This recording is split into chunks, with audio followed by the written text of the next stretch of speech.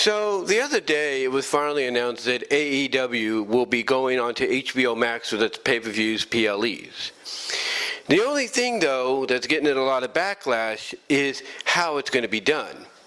You see, everybody loves how WWE, works out its streaming deals, right?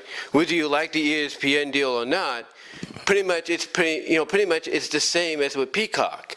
All you're doing is paying a monthly or annual subscription, and you're getting all the sports content along with WWE PLEs for free, no extra cost. And the same with TNA Plus. TNA Plus allows you to watch archival pay-per-views as well as classic impacts, if you will. And in addition to that, for whatever you pay, $9.99, or you get a free month discount, or whatever the case may be, you get to also watch the live pay-per-views as they happen, like Victory Road in about a week or so, a couple weeks, and Bound for Glory in October. Which is going to be highlighted by two matches, that being Trick Williams defending the TNA title against Mike Santana, and the final confrontation between the Hardys and Team 3D, aka the Dudley Boys. But you would think Tony Khan would understand that, right? You think he would understand to go in the same direction, seeing how much those are being successes for for those promotions, if you will, and possibly seeing how much a success UFC is going to be when it officially starts its deal with Paramount Plus next year. But nope. What's getting this deal a lot of backlash is the fact that instead of going that direction, instead of going that route, that instead he's going a route that basically is going to probably lose them a lot of viewers. It is. It's going to lose them a lot of support. And that direction he's going in is, instead of doing what WWE's doing, what TNA's doing, what UFC's going to be doing, and basically offering their events for free along with the subscriptions people are already paying, to those streaming platforms, that instead what's going to happen is Tony Khan is going to allow AEW, mostly HBO Max and WBD, Warner Brothers, that has that streaming platform under that category. He's going to allow for them to charge $39.99 for the events, starting with All Out in a few weeks. Now you look at that and you ask yourself, why? Why would he do that? That doesn't make sense. Does he not see what the other companies are doing? And that's a good question, and obviously he does see it. But I think what's going on here with Tony Khan is someone either didn't bring him up to speed on how things are done, or basically he made an offer to finally have AEW put onto HBO Max, and David Zaslav, who's basically the guy that's going to be in charge of the Warner Brothers side of things, which includes HBO Max, probably said, sure, no problem, but here's how it goes down. And maybe Zaslav offered him this. He said, I'll allow it to happen, but we're going to charge a price. And Tony Khan was probably thinking, well, I didn't plan on doing that, but if we do it, how about we maybe charge 10% less, 15 to 10% less than what it is on traditional pay-per-view and Prime Video and all that. And Zaslav probably said, sure, no problem. And thus, we are at where we're at, where essentially, starting with All Out, you got to pay $39.99 in addition to your monthly $17.99 subscription ad-free to HBO Max, or in addition to your, $9.99 ad-supported subscription, to HBO Max. Thus, altogether, for 1 month, if you look at ad-free and a pay-per-view, you're looking at basically $58 for 1 month. Or if you're doing ad support, the $9.99, $10 if you will, and a pay-per-view, you're essentially looking at the same price you pay for traditional pay-per-view on cable. So it doesn't really make sense. It's not a win-win. And this is why everyone from JD to others are saying this is a colossal failure. Because again, someone either didn't get Tony Khan the memo of, hey, if you're going to put it on a big streaming platform like Hbomax, it's got to be for free because people are already paying such and such much, for their subscription monthly. Either somebody didn't get him the memo, or Tony Khan either allowed himself to be talked into a situation to where he got desperate to where he wanted to finally make it happen, so he agreed to the deal. Or Tony could have came up with the idea himself. He could have, discussed how, what he wanted to have happen, and they could have said, look, Zaslav is not the kind of guy that's just going to let something like that go on his platform unless he gets something in return. And thus Tony Khan probably, after having several meetings, came up with the idea to make the offer of, hey, if you allow this to be put onto your streaming platform, I'll make sure you get a cut of of the buys, because we'll offer the event for 10% less than what it is on cable, on traditional pay-per-view cable. So we don't know who probably made the deal. Whether it was Tony Khan through various meetings and this is the offer he came up with, or it was Zaslav that did, and Tony Khan said, hey, I want to make this happen.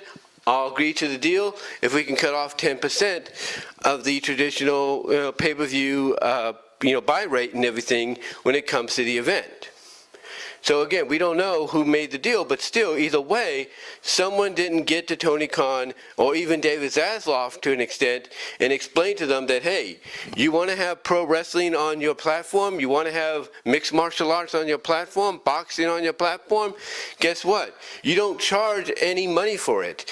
Instead, you offer it for free because they're already paying you money through their ad-free or ad-supported tiers that they're on.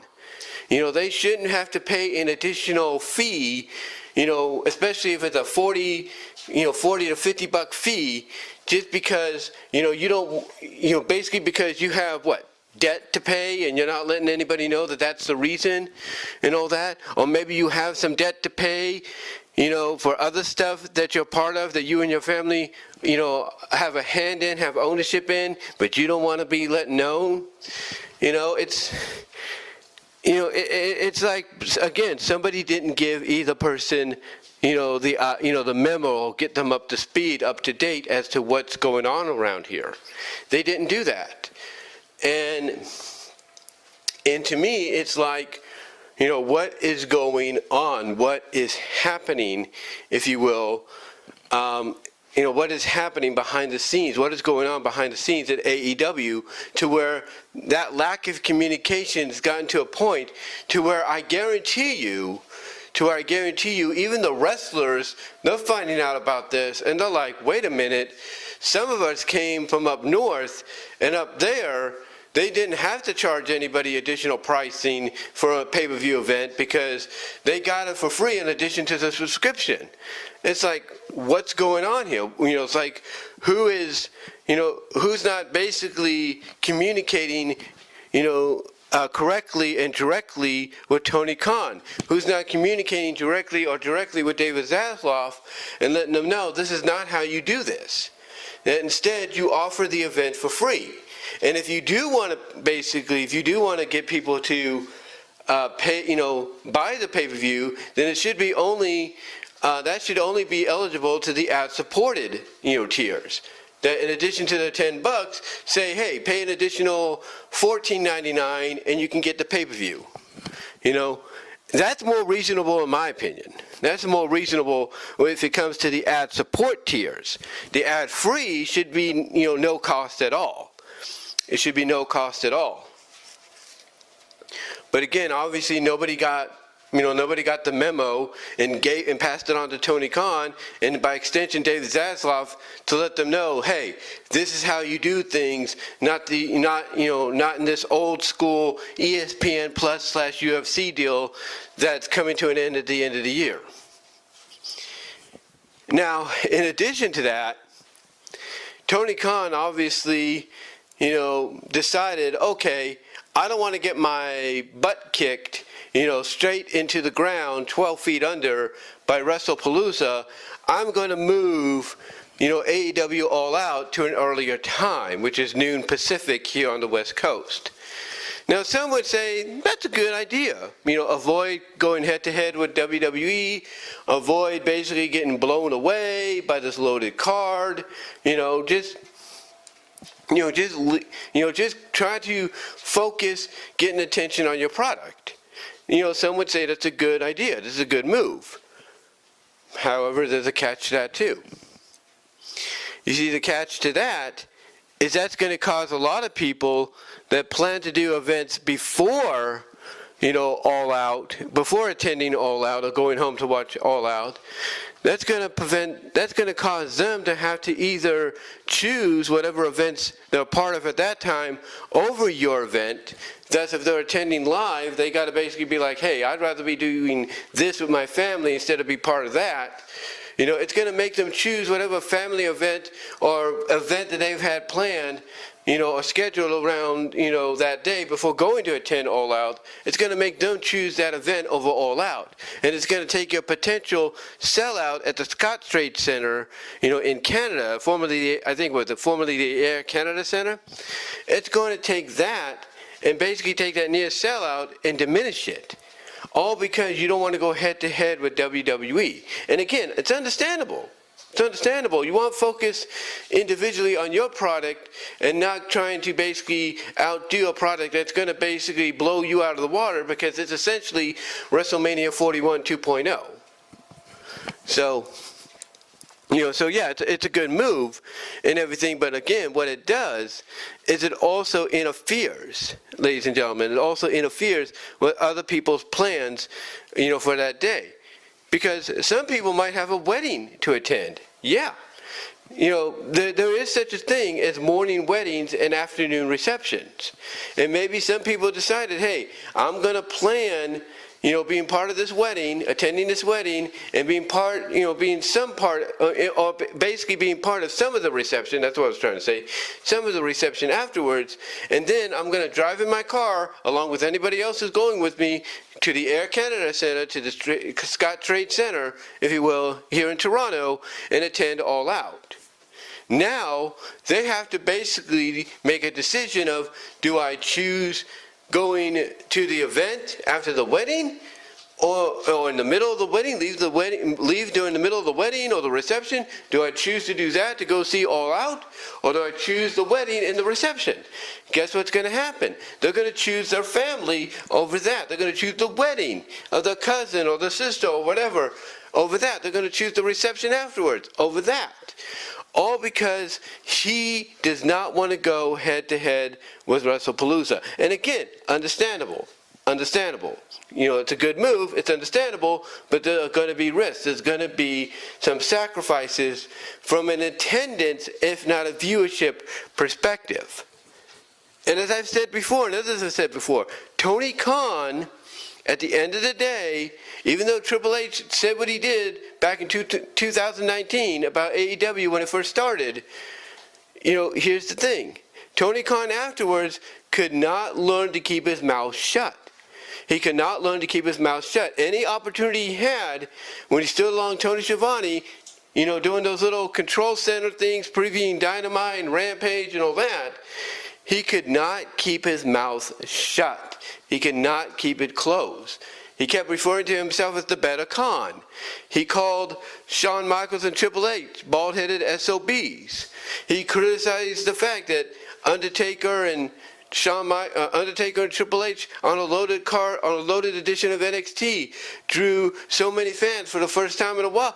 He just could not keep his mouth shut on camera and on social media, and now he's paying for it. Because Triple H is like an anaconda. He's like a predator. He's the kind that will wait in the weeds. He'll stalk, he'll study, and then when the time is right, he'll strike. And that's what he and Nick Khan are doing. They are striking when the time is right to teach Tony Khan a lesson. And him having to basically push up his All Out event to an earlier time slot on the same day, as well as basically make the decision, which again, I can pretty much say, was a dumb decision. I'm not alone in it. The decision to basically get the events onto HBO Max, but with a charging price, it's all because he's basically getting destroyed. He's basically becoming that prey that's getting devoured little by little by the predator known as WWE, known as Triple H and Nick Khan, because he couldn't keep his mouth shut. Tony Khan wants to ignore Eric Bischoff's advice sometimes, right? Eric Bischoff used to do something similar to Tony Khan. He used to give away the results of tape Raws. He used to basically, verbally attack and thrash WWE and Vince McMahon in the ring when he was part of the NWO. It's like he did all this. He got so cocky and confident that eventually, just like as everybody has made the comparison, just like the Titanic, everybody felt that it was unsinkable. Guess what happened?